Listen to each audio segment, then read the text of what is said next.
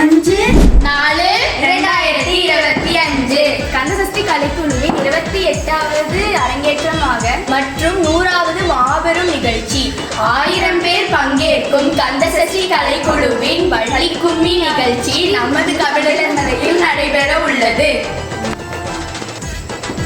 அது மட்டும் இல்லாமல் நாட்டு மாடு கண்காட்சி, நாட்டு விதை கண்காட்சி, கொங்கு பாரம்பரியத்தை பற்றி பேச தூரன் மஞ்சுநாதன் மாமாவும் வராரு.